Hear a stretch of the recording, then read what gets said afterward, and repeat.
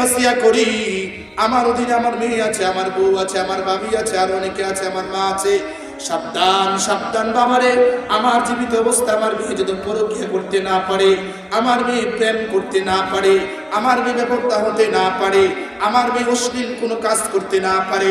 এক হাদিসের মধ্যে আল্লাহ রাসূল সাল্লাল্লাহু আলাইহি ওয়াসাল্লাম নারীদেরকে ডাক দিয়ে বললেন, মেরাজের রজনীতে 7 আসমানকে পাড়ি দিয়ে আল্লাহ পাক রব্বুল আলামিনের সাথে কথা বলতে যখন যাইতেছিলাম, জাহান্নাম যখন দেখলাম, জাহান্নামের মধ্যে দেখলাম অধিকাংশ নারীরা জাহান্নামের মধ্যে হাউমাউ চিল্লা চিল্লি করতেছে। আমি পয়গম্বরকে দেখে নারীরা ডাক দিয়ে বলে, নবী গো, আমাদেরকে জাহান্নাম থেকে বাঁচান, আমাদেরকে জাহান্নাম থেকে বাঁচান। আমি জিবরাইলকে বলেন, জিবরাইল, এই নারীরা কারা যারা আজকে জাহান্নামের মধ্যে চিল্লা চিল্লি শুরু করে দিয়েছে? জিবরাইল বলে, ইয়া রাসূলুল্লাহ ওয়া ইয়া হাবিবাল্লাহ, আপনার ওই সমস্ত নারী যারা দুনিয়ার মধ্যে চেহারা খুলে খুলে বিভিন্ন সময় ঘর থেকে বাইর হতো, বেগানা পুরুষ দেখা দেখা এদের কাছ থেকে মজা নিত। এরা হলো এই সমস্ত নারী যারা দুনিয়ার মধ্যে পর্দা করে নাই। নাউজুবিল্লাহ। আল্লাহ রাসূল বলেন, এ জিবরাইল, আমার এই উম্মতের নারীগুলোকে জাহান্নাম থেকে বাঁচানোর জন্য কোনো পলিটিক্স আছে কিনা, কোনো ব্যবস্থা আছে কিনা?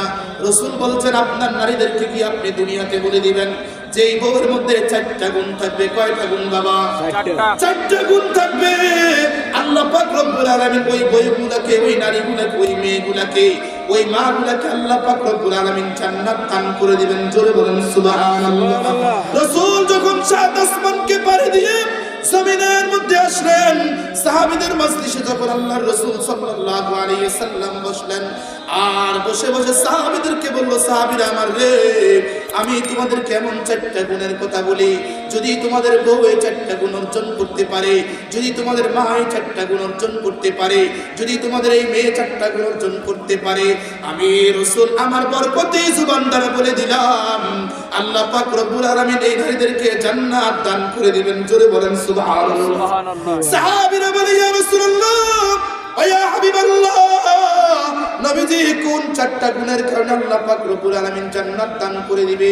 আল্লাহর রাসূল বলেন, 1 নাম্বার গুণ হলো যে নারীগুলা বিবাহের পরে স্বামীর ঘরে ঢুকছে, মাহরাম ঘর ব্যতীত অন্য কোন ঘরে যায় নাই। সুবহানাল্লাহ। আর রাসূল বলেন সুবহানাল্লাহ।